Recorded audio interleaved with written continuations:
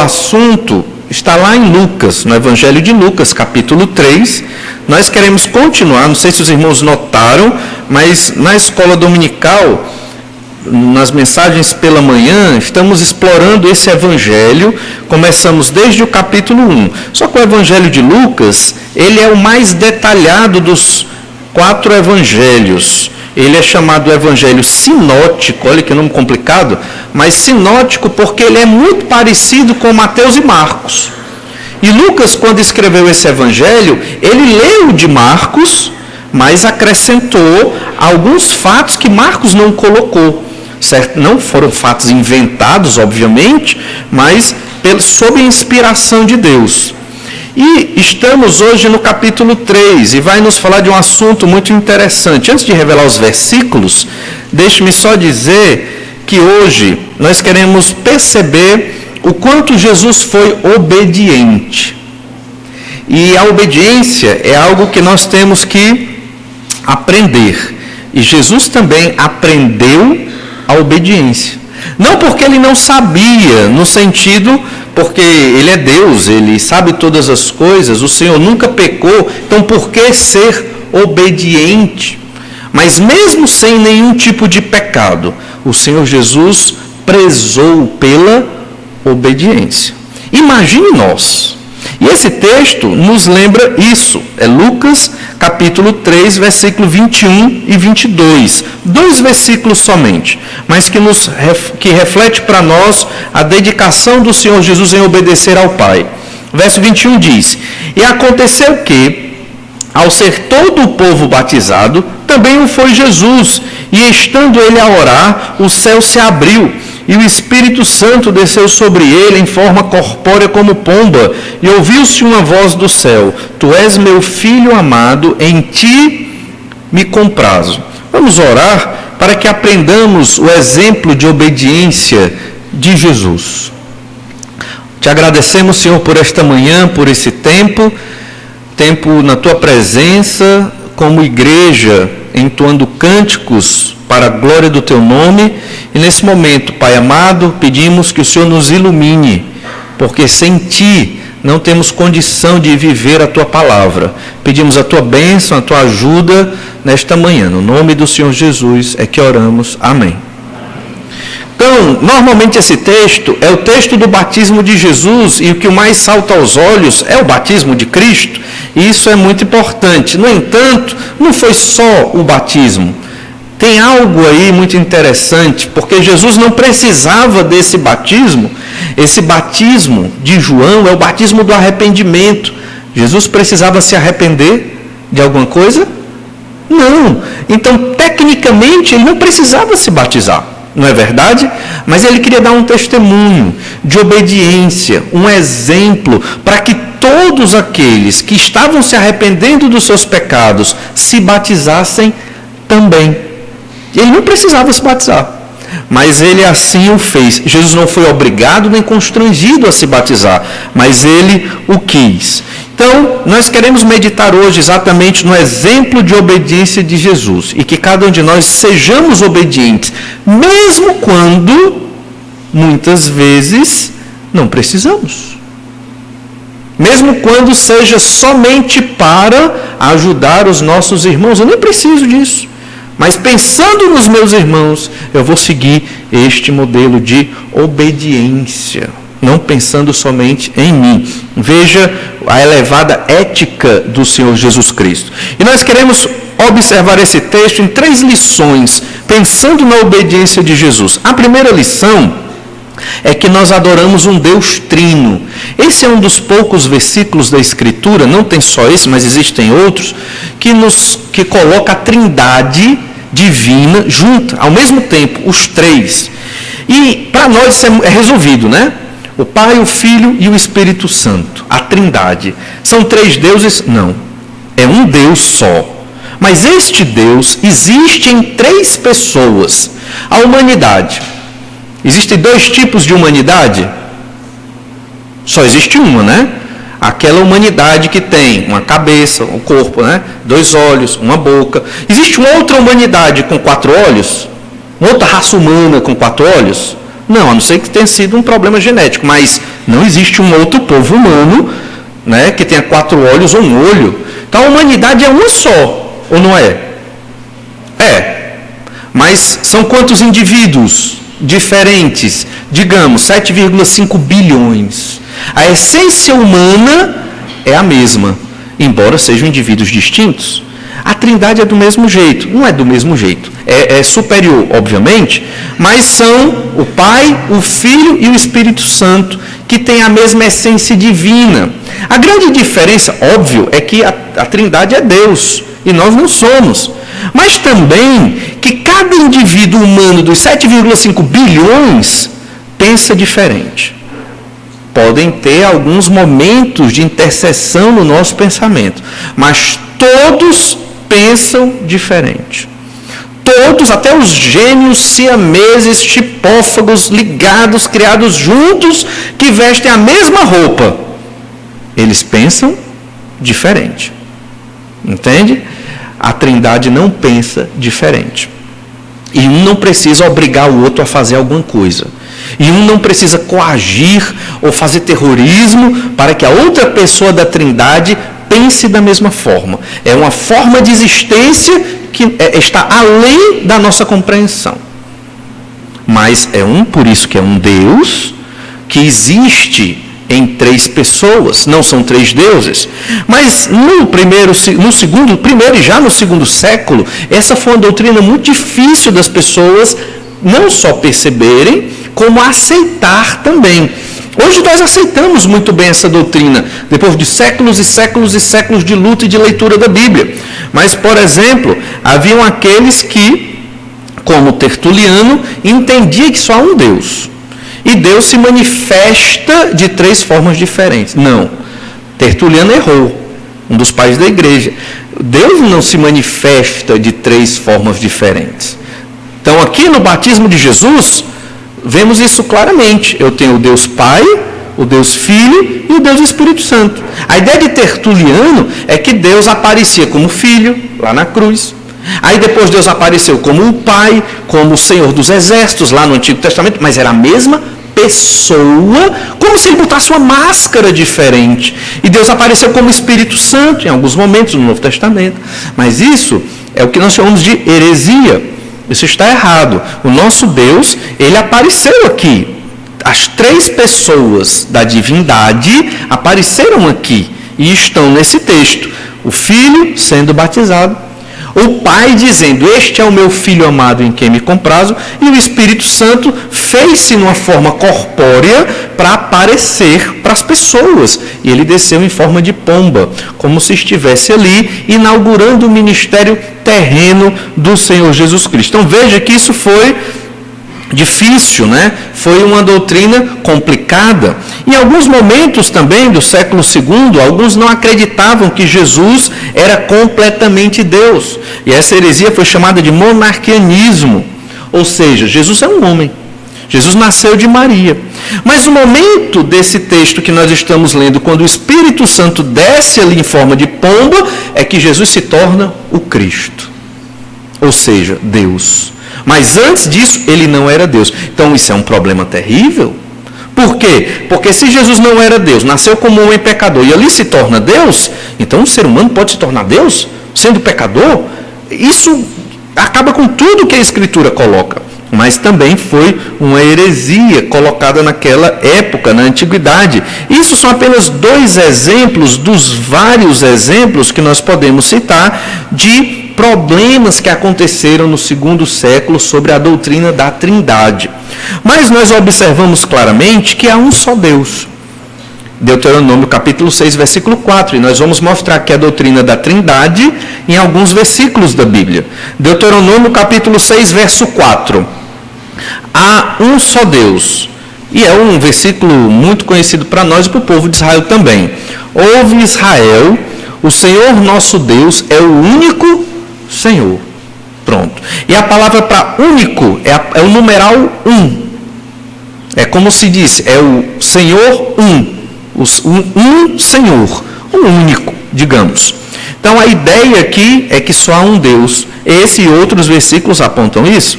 Mas na Bíblia nós também observamos 3 três pessoas que são chamadas de Deus.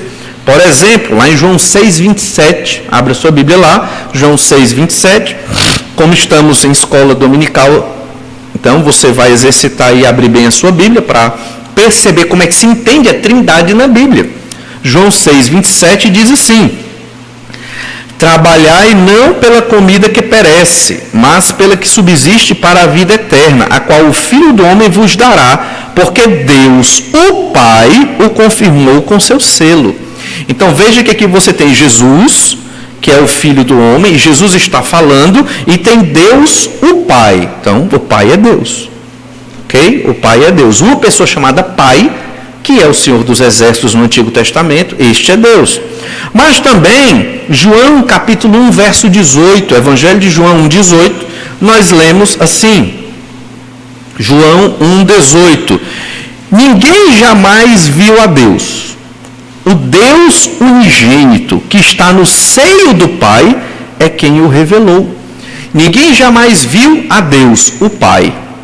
Foi o Deus unigênito, quem é o unigênito?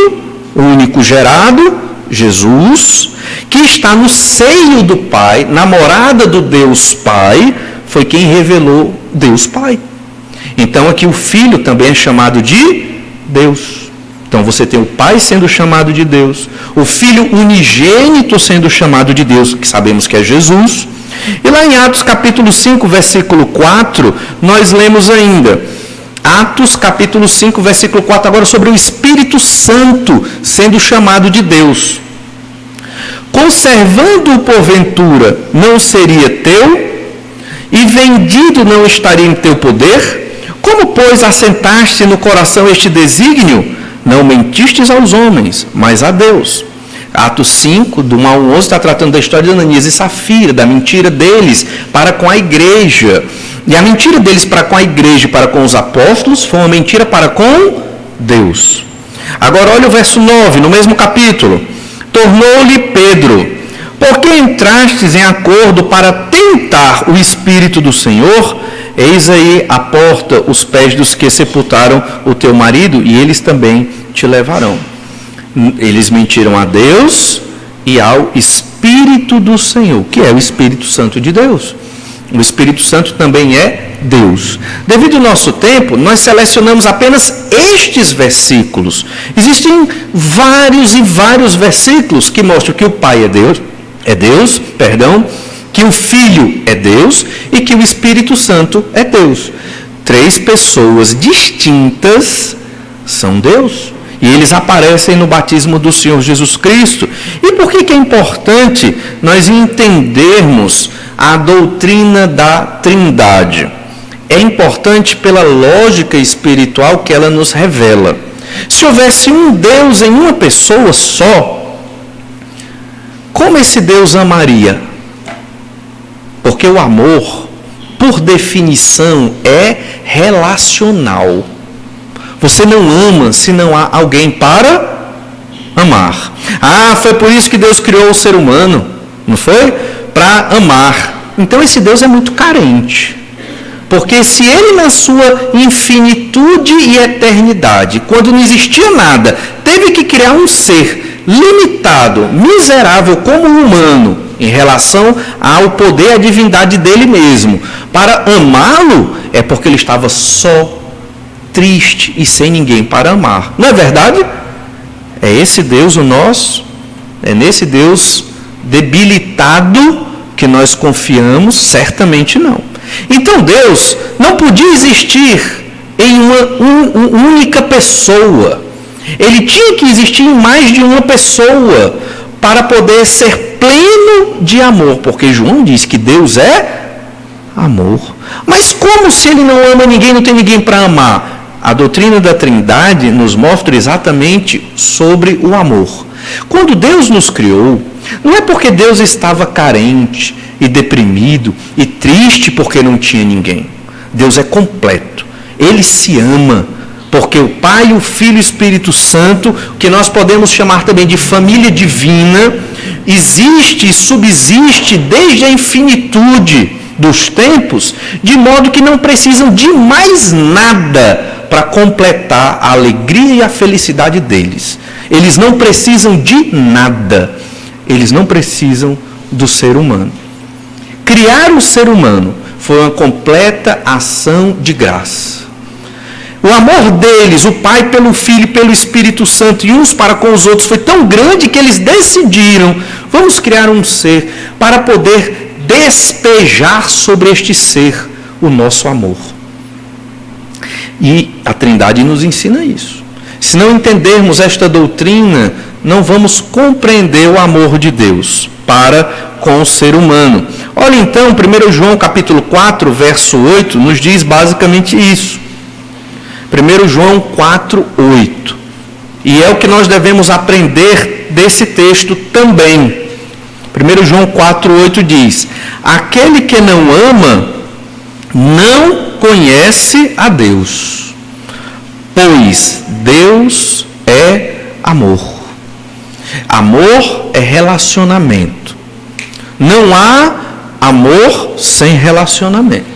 Se você se isola das pessoas, se você não quer ter relacionamento com as pessoas, quer sejam seus inimigos, ou seus amigos, ou seus irmãos, ou sua família, ou sua esposa, ou seu marido, ou filhos, não importa. Se você não se relaciona com eles positivamente, sacrificialmente, você não ama. E se você não ama, você não conhece Deus. Você pode ser crente, ou se dizer. Você pode ser membro de uma igreja evangélica, ou desta. Mas se você não ama como Deus ama, você não conhece Deus. Você não sabe a quem você cantou estas músicas. Você não sabe.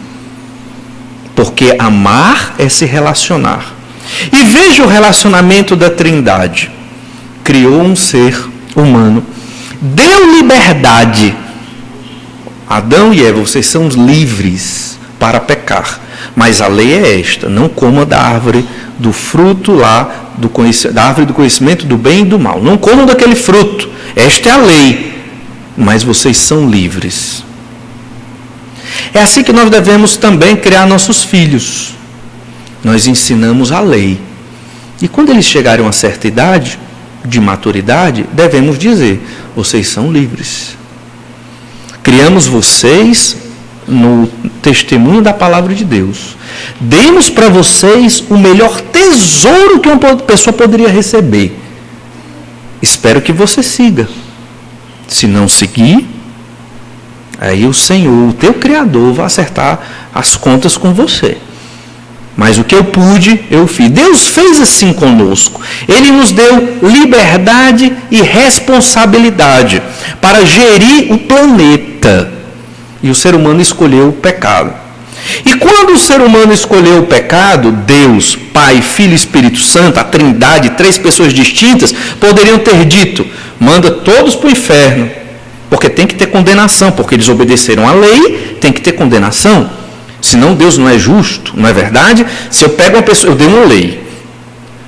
E se a pessoa desobedece a lei, e eu não puno o desobediente, aquele que transgrediu a lei do juiz, e o juiz diz: não, deixa para lá, vai para casa, fica tranquilo. Eu sou um juiz injusto? E Deus não é injusto? Então ele poderia ter mandado toda a humanidade para o inferno. Mas na Trindade, não no momento do pecado de Adão e Eva, mas desde antes de começar toda essa criação que existe hoje, o Pai, o Filho e o Espírito Santo já tinham planejado. E voluntariamente o Filho decidiu morrer pelos pecados dos homens. O Pai o constrangeu? Não. O Espírito Santo ficou triste porque o Pai forçou Jesus a ir morrer numa cruz? Não. De uma maneira que nós não entendemos. Eles têm uma comunhão tão plena e perfeita que Jesus mesmo se voluntariou para dar a sua vida pelos pecados dos homens. O Pai quis isso também e o Espírito o fortaleceu e ajudou em todo momento em que Jesus estava sem uso dos seus atributos divinos aqui na terra. Então perceba este relacionamento de amor, onde não há inveja, onde não há rasteiras, onde não há um falando mal do outro, onde há sacrifício. pelos outros, no caso, pelo ser humano. E somente a Trindade poderia realizar esse tipo de amor. Então, quando nós formos amar nossas esposas, nossos filhos, nossos irmãos e os nossos inimigos, que eu espero que não façamos inimigos, mas que eles existem, apesar de não os fazermos, não buscarmos, mas que nós os amemos como a Trindade se ama e como essa Trindade decidiu amar o ser humano. Então, lembre-se disso. Quando você estiver entoando um cântico, é para a Trindade que nós estamos entoando. É para um Deus trino, que tem pleno relacionamento de amor. Mas outra lição que aprendemos nesse texto é que o batismo, e aqui voltando agora para outro elemento do texto, que é o batismo de Jesus, ele marca o compromisso na conversão. Hoje, infelizmente, pela multiplicação de igrejas, e muitas delas erradas, quem se converte não é batizado imediatamente depois, senão nós teríamos que fazer assembleia todo domingo para atualizar a membresia da igreja. Então nós damos um tempo para que as pessoas que se converteram, que creram, foram convertidas, melhor dizendo, pelo Senhor, para que elas realmente entendam que se converteram, para depois serem batizadas.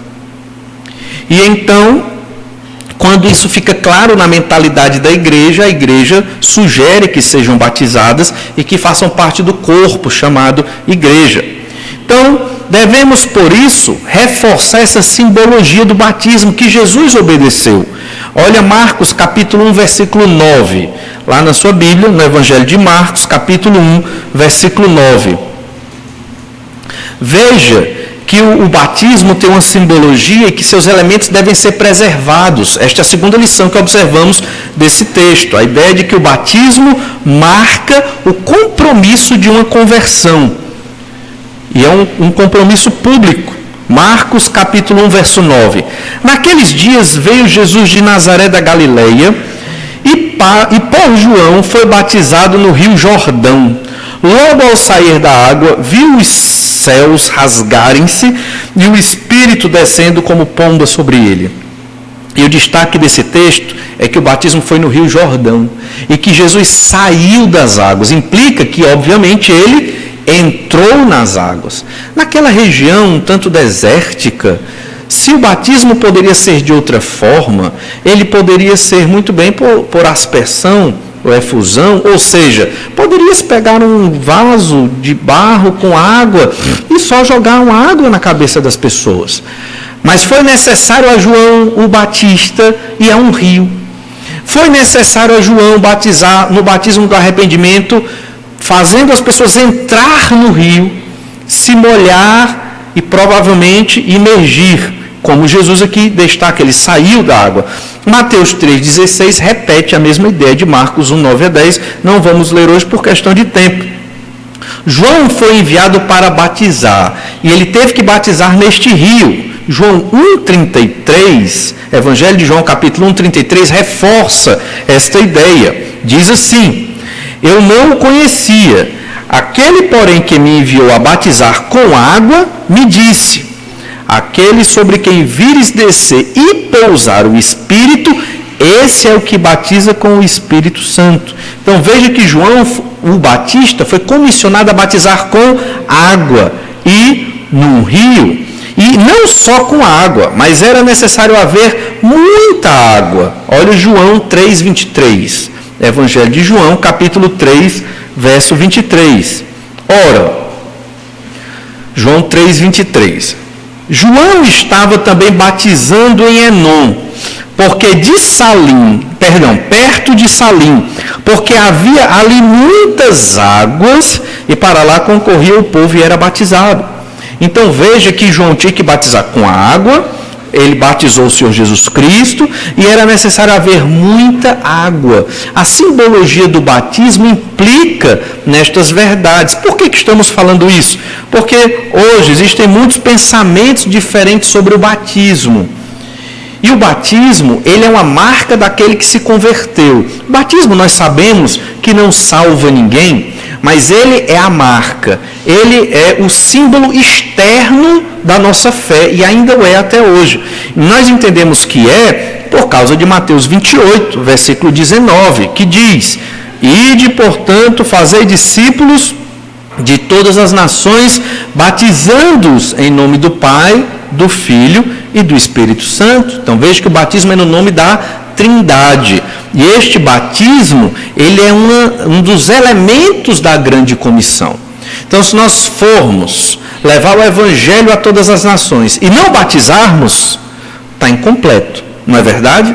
Então é necessário o batismo, porque o batismo é o testemunho público de que aquela pessoa creu. E por que isso é importante? Porque uma pessoa pode crer no seu coração e ficar calado ali. E enquanto ela estiver calada e não expressar esse testemunho, que é muito raro e muito difícil isso acontecer, normalmente é que quem se converte vai expressar o seu testemunho, essa pessoa não vai ser notada pela igreja, se ela não testemunhar e não falar que se converteu. E a igreja não vai poder abraçá-la como parte da família de Deus, visto que não sabe se ela se converteu. Na modernidade, o batismo foi meio que substituído pelo levantar a mão. Alguém aqui hoje quer crer no Senhor Jesus Cristo? Pronto, já é um crente, membro da igreja. Na verdade, as igrejas hoje, muitas delas nem têm essa questão de membresia. A pessoa só vem e fica, vai embora, outra vem, não há um controle. E por que esse controle? Se você tem um rebanho, você tem que saber quantas ovelhas tem. Eu acho que isso é. E é muito claro, se você tem 100 ovelhas e uma se perde, você tem que ir atrás da perdida, mas se você não sabe quantas tem, você vai atrás de quem? E não se vai atrás, e muitas dessas igrejas não se preocupam com as ovelhas exatamente porque o interesse delas não são as ovelhas, mas é o que as ovelhas produzem, a lã delas, ou seja, explicando a metáfora, é o dinheiro. Mas na verdade, aqui o batismo é que é o símbolo e não levantar a mão.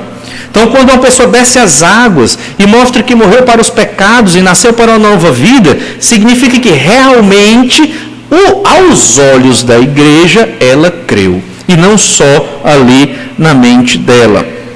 Perceba então como o Senhor Jesus prezou pelo batismo. Ele mesmo se batizou entrando nas águas, mesmo sem ter algo de que se arrepender, porque Jesus não tinha pecado. Quem então deve se batizar? Jesus é uma exceção à regra, claro. Mas normalmente são aqueles que se arrependeram dos seus pecados. Nós sabemos muito bem disso. Mas há um texto interessante lá em Atos capítulo 18, versículo 8, que nos fala um pouco daqueles que se batizam. Atos 18, verso 8. Diz assim: mas Crispo, o principal da sinagoga, creu no Senhor com toda a sua casa. Também muitos dos coríntios, ouvindo, criam e eram batizados. Então nós queremos batizar os que creem. O batismo é para aqueles que creem no Senhor Jesus. Mas isso é óbvio, pastor, a gente já sabe disso. Mas isso justifica o cuidado e o tempo no estudo da Bíblia para realmente batizar aqueles que creem. Se você se batizou enquanto ainda não havia crido e achava que tinha crido, aquilo não foi o batismo. Porque o batismo se configura para os que creem. Vemos isso lá em Atos capítulo 8, verso 38 também. Então mandou parar o carro, Atos 8, 38. Então mandou parar o carro, ambos desceram a água e Filipe batizou o eunuco. Ele tinha acabado de se converter. A igreja ainda estava se desenvolvendo naquela época. O eunuco foi para uma região que nem tinha igreja. E ali foi necessário ele ser batizado. E há uma série de outros exemplos de pessoas que foram batizadas ali nas Escrituras. O batismo é uma marca daqueles que se converteram. E essa é a lição que nós observamos desse texto também. Mas por fim, e a terceira e última lição, é que o Filho obedeceu somente e exclusivamente para ser exemplo para nós. Como nós enfatizamos, Jesus não precisava ter se batizado. João nem queria o batizar. João diz, eu é que preciso ser batizado por ele, e não ele por mim. João, um pecador, batizou ali o próprio Deus. No entanto, Jesus achou que isso era relevante para que nós entendêssemos e seguíssemos o princípio do batismo, pensando já na conversão. Olha Mateus capítulo 3, verso 13. Mateus 3, 13. Também ainda falando do contexto do batismo. Mateus 3, 13. Por esse tempo, Mateus 3, 13. Por esse tempo, dirigiu-se Jesus da Galileia para o Jordão, a fim de que João o batizasse. Ele, porém, o dissuadia, dizendo, eu é que preciso ser batizado por ti, e tu vens a mim? Mas Jesus lhe respondeu, deixa por enquanto, porque assim nos convém cumprir toda a justiça. Então ele o admitiu. E a ideia aqui de cumprir a justiça significa a vontade de Jesus de ser obediente em tudo, para que aqueles que o seguissem fossem obedientes também. Lá em Hebreus capítulo 5, verso 8, nos revela a obediência de Jesus. O quanto o Senhor Jesus, que não tinha pecado, queria ser obediente. Olhe Hebreus 5, verso 8. Embora sendo filho, aprendeu a obediência pelas coisas que sofreu. E tendo sido aperfeiçoado, tornou-se o autor da salvação eterna para todos os que lhe obedecem. Veja a ênfase na palavra obediência. Jesus, enquanto Deus, antes de ter se feito carne, quando estava na sua infinitude, ele teve que aprender a obediência? De forma nenhuma. Mas no momento que ele se faz carne, ele começa a ter que aprender a obedecer. Não porque ele tem erro, mas porque existem leis humanas, existem autoridades romanas da época, e ele obedeceu. É para pagar o tributo? Está aqui. É para pagar um imposto injusto? Era injusto, porque era o Império Romano dominando. Jesus pagou. Jesus foi obediente. Jesus não foi o revolucionário que muitos pensam que ele foi, um revolucionário social, político. Não.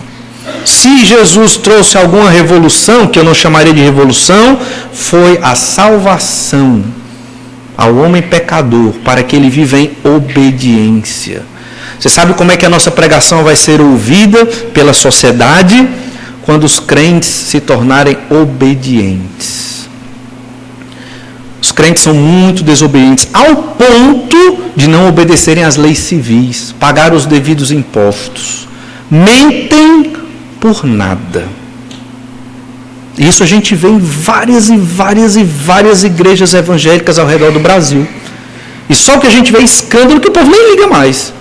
Antigamente, não sei, mas se falava desse nome, né? Eu dei a minha palavra, eu sustento a palavra, mesmo que com perda própria, mas eu sustento a palavra. Hoje parece que a nossa palavra, eu digo nossa, pensando nos cristãos, ela perdeu um pouco esse valor, este peso, e nós temos que retomar isso. Não estou dizendo que todos nós aqui somos mentirosos ou desonestos, mas estou dizendo que na nossa cultura, nós que carregamos o nome do Senhor Jesus Cristo, não temos sido obedientes como Ele foi e devemos ser. Até nos detalhes, se possível. Conseguiremos 100%? Sabemos que não, porque somos pecadores, mas isso não deve ser desculpa. Isso deve ser chateação para nós. Não conseguir obedecer 100% deve ser um motivo de chateação, de ira muitas vezes contra nós mesmos e contra a nossa natureza pecaminosa, que nos impede dia após dia de sermos obedientes como Jesus. Jesus não precisava ser obediente na morte de cruz. Ele não precisava disso. Ele não foi obrigado a fazer isso.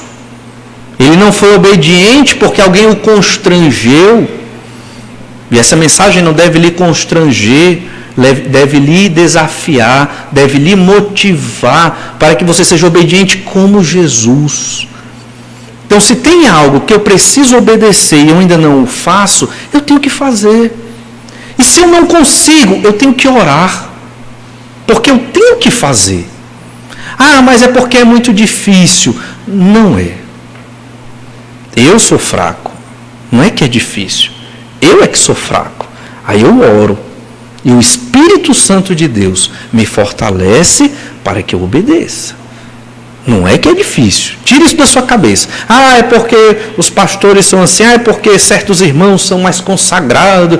Tira isso da sua cabeça. Todos somos pecadores. A diferença é que uns querem pecar mais e outros lutam para pecar menos.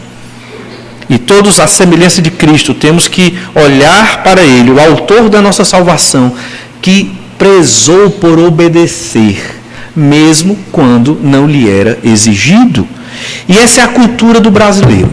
É a nossa cultura. Se ninguém cobra, então eu também não faço. Então eu vou levando a vida daquele jeito. Não precisa ninguém cobrar. Está na lei. Eu sei que está, eu vou fazer. Isso por quê? Porque você é um bom cidadão? Não. Também, mas não somente. Isso porque eu quero que o governo seja melhor? Também, mas não é o principal. O principal é porque o nosso mestre, o nosso Salvador, foi obediente. E nós temos que ser como ele foi. Vamos orar, pedir que o Senhor nos abençoe e nos faça obedientes como o Senhor Jesus foi, inclusive no momento do batismo. Senhor, só temos que te agradecer pela tua graça e misericórdia que nos conduz, ó Pai, apesar dos nossos pecados, o Senhor nos conduz a uma vida maravilhosa neste mundo. Pedimos a tua força, o teu poder sobre nós para sermos obedientes. Não temos muitas vezes esta visão. Nossa própria cultura é uma cultura da corrupção, uma cultura da desobediência do cidadão ao governante. Pedimos, Pai amado, que o Senhor nos ajude, nós que somos cidadãos celestiais, a vivermos na nossa cultura celestial. Uma cultura de transformação, regeneração, onde não mais seguimos os princípios da nossa sociedade corrupta, mas decidimos seguir os princípios do Senhor Jesus Cristo, para vivermos em novidade de vida, não somente na nossa mente, no nosso culto, na nossa igreja, mas também na sociedade, dia a dia. E pedimos essa bênção, no nome do Senhor Jesus. Amém.